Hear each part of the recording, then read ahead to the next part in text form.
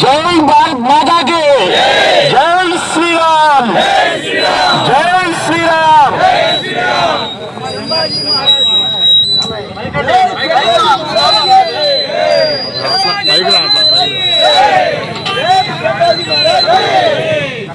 भारत माता के भारत माता के छत्रपति संभाजी महाराज के छत्रपति संभाजी महाराज के छत्रपति संभाजी महाराज के छत्रपति शिवाजी महाराज के भारत माता के भारत माता के भारत माता के जय श्री राम जय श्री राम जय श्री राम जय श्री राम जय श्री राम जय श्री राम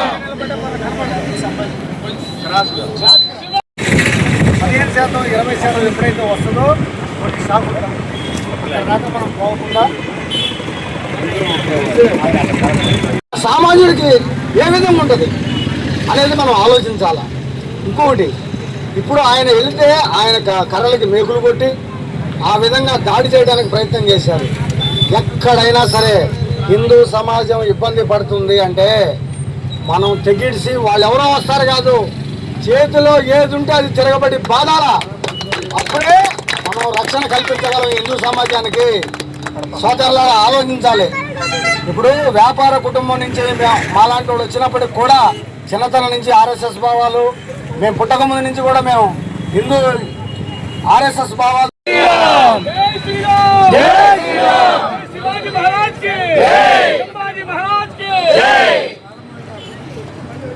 जय श्री राम जय श्री राम भारत माता की जय भारत माता की जय वंदे मातरम वंदे मातरम वंदे मातरम जय श्री राम जय श्री राम जय श्री राम जय श्री राम जय श्री राम जय श्री राम जय माता भारत माता जय माता भारत माता छत्रपति शिवाजी महाराज की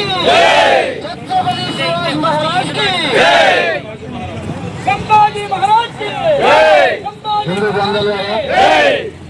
హిందూ బంధువులరా, ఈరోజు మనం సమావేశం అవడానికి ముఖ్య కారణం సంభాజీ మహారాజు గారి 397 జయంతి సందర్భంగా మనమంతా కూడా ఇక్కడ సమావేశం అవడం జరిగింది.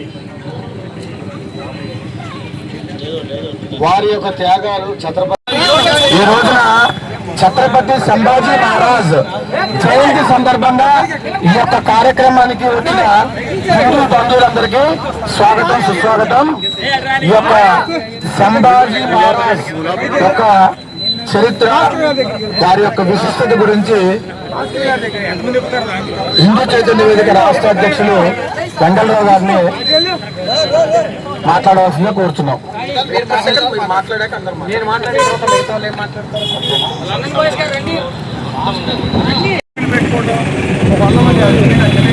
మనకి సమస్య వచ్చిందంటే పోతాం. ఎందుకు టోటల్ సమాజం వేలాది మంది మనోడు ఉన్నారు కాబట్టి.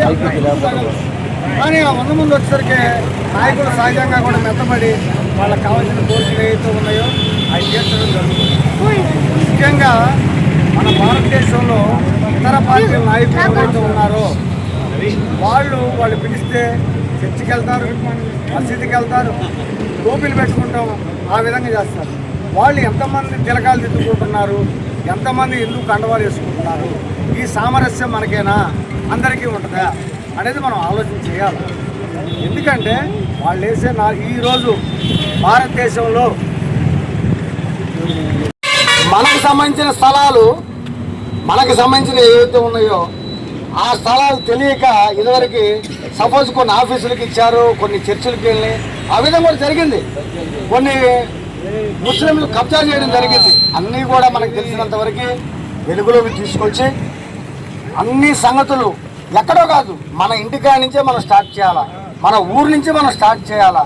ప్రతి కార్యకర్తగా బాధ్యతగా వహించి మనం రాబోయే రోజుల్లో ఈ కష్టాలు మన దాకా రాకుండా, ఈరోజు మన అదృష్టం ఏంటంటే తండ్రులు తాతలు పడ్డ ఇబ్బందుల కంటే ఈరోజు భారతదేశానికి ప్రపంచ వెలుగులాగా మన ప్రధానమంత్రి గారు కానీ అలాగనే ఇతర మనకు మద్దతు ఇచ్చే ఇతర పార్టీలు కానీ కలిసి వస్తున్నాయి. అందరూ కూడా ఈ దశగా ఆలోచన చేస్తున్నారు. మొన్న రామకృష్ణరాజు గారు మన డిప్యూటీ స్పీకర్ గారు అక్కడికి వెళ్ళినప్పుడు, ఆకువీడు వెళ్ళినప్పుడు ఆయన కూడా ఆయనలో అంత హిందూ స్పందన ఉంటుందా అని మనం ఊహించాం. కానీ ఆయనకే బాధ కలిగింది. ఆయనకే రక్షణల మీద ఆధారం లేకుండా వచ్చే ఏకైక ఇతర మతాల మీద ఆధారం లేకుండా భారతదేశంలో అన్ని రాష్ట్రాలు మారుతున్నాయి. అన్ని రాష్ట్రాలు రాబోయే రోజుల్లో హిందుత్వానికి పూర్తి అనుకూల వాతావరణం వస్తుంది. ఇక మనం కూడా సహించే పని లేకుండా, మనకి మన మీటింగ్లో కూడా చెప్పారు, కులం అనేది ఇంటి వరకు పరిమితం, వనభోజనాలకు పరిమితం. గడప దాటి మన యువతలకు వస్తే హిందూ సమాజం గురించి మాట్లాడాలా, హిందువుగానే ఉండాలి అనేది మనం నేర్చుకోవాలి. మనకి కొన్ని కాలేజీల్లో, కొన్ని స్కూళ్ళల్లో గాజులు లేకుండా, బొట్టులు లేకుండా వాళ్ళు చెప్తున్నారు. చీల్చి చెండాడి 4 బాధైనా సరే వాడి ప్రిన్సిపల్తో సహా కంట్రోల్ చేయాల్సిన అవసరం ఉంది. హిందూ సమాజంలో మనం శాంతి దూతగా ఎప్పుడు ఉండాలి? ప్రమాదం లేనప్పుడు ఉండాలి. ప్రమాదం వచ్చినప్పుడు అందరం కూడా షార్ట్ టెంపర్, ఆ షార్ట్ టెంపర్ వాళ్ళకి కాదు మనకు కూడా ఉండాలి. ఈ రోజు ఒక సిచ్యువేషన్ జరిగితే వాడి సంగతి తేల్చేదాకా నిద్రపోకుండా ఉండాలి. ఇది మన హిందూ సమాజం లక్ష్యం కావాలి. జై శ్రీరామ్. ఎందుకంటే ఇవాళ వేలాది విగ్రహాలు, వేలాది వినాయక చవితి వచ్చిందంటే వేలాది లక్షలాది మంది హిందువులు ఇవాళ వినాయక చవితి రోజు పాల్గొంటున్నారు. చాలా సంతోషం. అలాగనే దాన్ని ఏ విధంగా తీసుకెళ్ళాలి, వారి యొక్క త్యాగాలు ఏవైతే ఉన్నాయో అన్నీ మనం గుర్తుంచుకొని ఇప్పుడు సమాజంలో మన చుట్టుపక్కల ఏం జరుగుతుంది, హిందువులకి ఏం జరగబోతుంది అనేది మనం ఆలోచించుకోవాల్సిన అవసరం ఉంది. ముఖ్యంగా మొన్న జరిగిన బెంగాల్ ఎన్నికల్లో అక్కడ హిందువులు ఎంత ఇబ్బంది పడ్డారు ఘోరాతి ఘోరంగా. మన దేశంలో మన భూమి మీద మన వాళ్ళే మైనార్టీలు అయ్యే పరిస్థితి వచ్చింది అక్కడ. అయితే సరైన నాయకత్వం దేశానికి ఉండడం వల్ల అక్కడ సుమారుగా 99 లక్షల మంది దొంగ ఓట్లను తొలగించడం, అక్కడ అన్ని రకాలుగా ప్రభుత్వం ఏదైతే ఉందో కేంద్ర ప్రభుత్వం న్యాయం చేసింది. అక్కడ పడ్డ హిందువుల బాధలు కొన్ని బజార్లు ఖాళీ చేసి, ఊళ్ళు ఖాళీ చేసి వెళ్ళిపోయే పరిస్థితులు వచ్చినాయి. మనకి యూట్యూబ్ ద్వారా వాటి ద్వారా మనకు తెలుస్తూనే ఉన్నాయి. ఫస్ట్ పాయింట్, మనకు కావాల్సిన మన సంపాదన ఎన్ని కోట్లు ఉన్నప్పటికీ కూడా హిందువుల్లో కనుక చైతన్యం లేకపోతే మన కోట్లు మనం కాపాడం. మన చుట్టుపక్కల సమాజం మనల్ని కాపాడాలి అంటే మన హిందువుల్లో చైతన్యం తీసుకురావాలి. మన జగ్గయ్యపేటలో ఏం జరుగుతుంది, చిలకల్లో ఏం జరుగుతుంది, ఎక్కడ ఏం జరిగినా కూడా సమాచారం మన ఆర్ఎస్ఎస్ హిందూ నాయకత్వానికి తెలియజేయటం, ఆ కార్యక్రమాల్లో పాల్గొనటం, ఆ విధంగా చేయడం జరుగుతుంది. ఎన్ని ఇబ్బందులు పడ్డారంటే వాళ్ళు చివరికి కాలేజీకి వెళ్ళిన అమ్మాయి ఇంటికి వచ్చే పరిస్థితి లేదు. కాలేజీకి వెళ్ళిన అమ్మాయి ఇంటికి వచ్చే పరిస్థితి లేదు. ఇప్పుడు మనం ఢిల్లీలో కూడా చూసాం, ఏదో రంగు పడిందని చెప్పి ప్రాణం, ఏది హోలీ పండుగ రోజు రంగు పడిందని ప్రాణం తీశారు. మనం ఆ విధంగా ప్రాణాలు తీయటం బిగిన్ చేస్తే ఒక్కడు కూడా బతకడు, ఎక్కడా బతకడు. మనం కనుక ఆ టైపులో కనుక షార్ట్ టెంపర్ తోటి నిర్ణయాలు తీసుకుంటే ఎదుటి మనిషి ఇక్కడ బతకడు.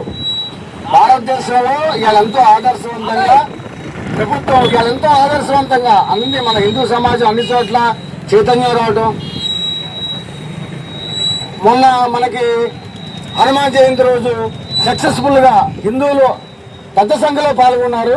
అలాగనే రాబోయే రోజుల్లో వేలాది మందిని మనం తయారు చేసుకోగలగాలి. ఇదివరకు 92, 91 ప్రాంతాల్లో మసీద్ దగ్గరకు వచ్చినప్పుడు మైకు లేదా మేళాలు ఆపటం లేదా మైకు లాక్కోవటం ఇట్లాంటి సిచ్యువేషన్స్ ఉండేవి. మేము కరసేవకు వెళ్ళినప్పుడు సంగతి మీకు చెప్పేది. అప్పుడు 100-150 రోజులు కార్యక్రమాలు జరిగినాయి. ఆ రోజుకి ఈ రోజుకి తేడా ఏంటంటే లక్షలాది మంది కార్యకర్తలు, మన హిందువులు, కోట్లాది మంది కార్యకర్తలు మన హిందువుల్లో చైతన్యం అయి ముందుకు వస్తున్నారు. ఇంకా మనకి ఆ షాక్ తగలేదు, కానీ 10%, 15% ఉన్న చోట